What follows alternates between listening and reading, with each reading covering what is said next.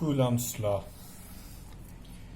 Last turn पर हम लोगों ने डिस्कस किया था मेथड्स ऑफ चार्जिंग और प्रॉपर्टी ऑफ चार्जेस। इसके बाद अगला टॉपिक फर्स्ट चैप्टर के अंदर है कूलम्स लॉ। आप लोगों में से बहुत लोगों को याद होगा कि मैंने जब न्यूटन्स लॉ ऑफ ग्रेविटेशन पढ़ाया था तो मैंने कहा था कि इसी के एनालॉगस एक लॉ हम आपको 12th के पहले चैप्टर में पढ़ाएंगे। It is now time has arrived to discuss that similar law which we have studied in class 11 Newton law of gravitation. क्या कहता है Coulomb's law? What is the statement? Consider 2 point charges Q1 and Q2 at a distance r apart. दो charges हैं, एक दूसरे से r distance पे रखे हैं। तो according to Augustin de Coulomb the force of attraction और repulsion between them is directly proportional to magnitude of the charges and inversely proportional to square of the distance between them. That's why it is also called inverse square law. यही वजह है कि इसे भी हम inverse square law कहते हैं, क्योंकि इसमें एक physical quantity that is F और दूसरी फिजिकल क्वांटिटी आर के बीच में इनवर्स स्क्वायर का रिलेशन है।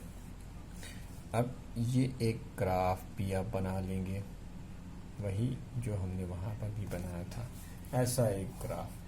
तो अब हम देख रहे हैं कि हमारी एक फिजिकल क्वांटिटी फोर्स दो डिफरेंट फिजिकल क्वांटिटी यानी चार्जेस और डिस्टेंस बिटवीन देम पे डिपेंड कर रही है। दो प्रोपोर्शनैलिटी हो गई। तो बहुत स्टार्टिंग से ही मैंने आपसे बताया है कि फिजिक्स में प्रोपोर्शनैलिटी को क्लब कर लिया जाता है और लॉ बनाया जाता है। On the same line of discussion here I am going to write F is directly proportional to mod of Q1 Q2 upon r square. Many of the writer and most of the teachers uses not this sign. Why? I don't know, but it is here necessary to mention that why this modulus sign is introduced.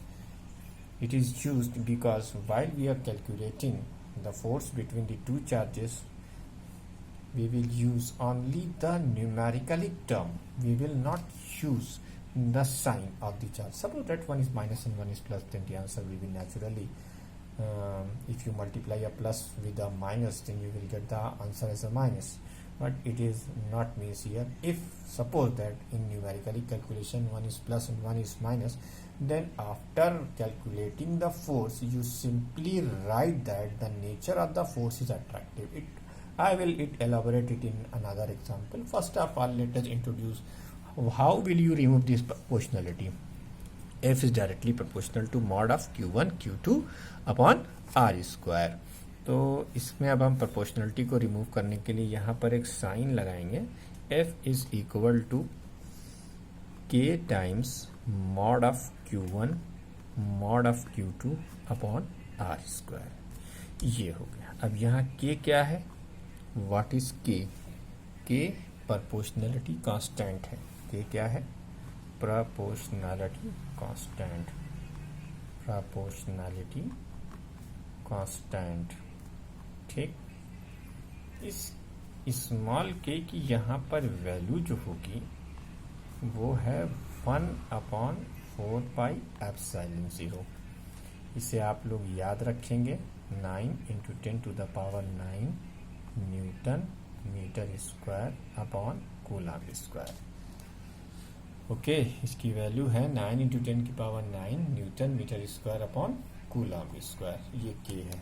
बच्चों इसमें आपको 4 तो समझ में आ रहा होगा।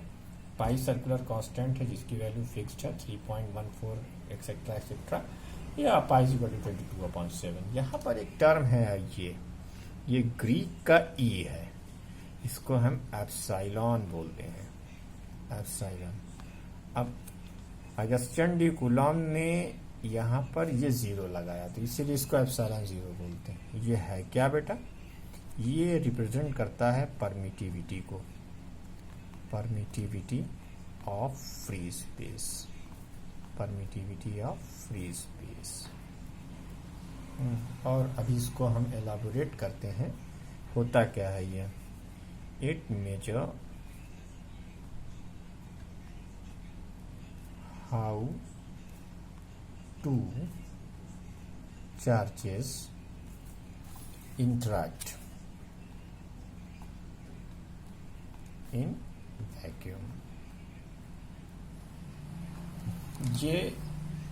ये बताता है कि किस तरीके से दो चार्जेस वैक्यूम में एक दूसरे से इंटरैक्ट करेंगे।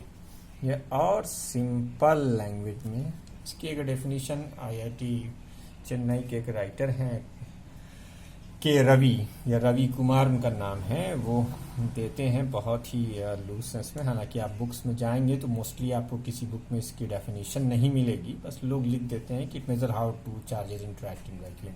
तो इसको अगर आसान भाषा में समझना तो आप ऐसे कह सकते हैं कि अगर दो चार्जेस एयर में रखे हुए हैं तो उनके बीच में सेम मैग्नीट्यूड के चार्जेस के बीच में फोर्स कुछ और होगा। अगर उनके बीच में हम पानी डाल दें तो फोर्स कुछ और हो जाएगा, और मरकरी डाल दें तो कुछ और हो जाएगा, और कंडक्टर डाल दें तो फोर्स 0 हो जाएगा।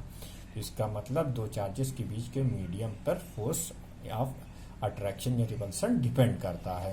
तो इसी को उन लोगों ने कैसे डिफाइन किया वो हम आपको बताते हैं। The inverse of degree of permission, the inverse of degree of permission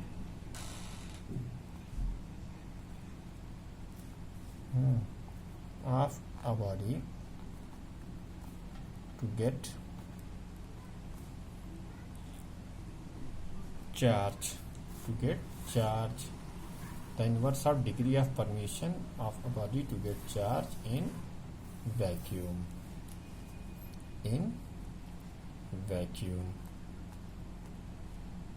okay.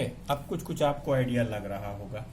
अब हम आगे भी इसके बारे में चर्चा करेंगे, तो अब एक बार पहले हम फिर से इसको लिख दें कि कूलम्ब्स लॉ का स्टेटमेंट क्या है। कूलम्ब्स लॉ का स्टेटमेंट ये है कि द फोर्स ऑफ इंटरैक्शन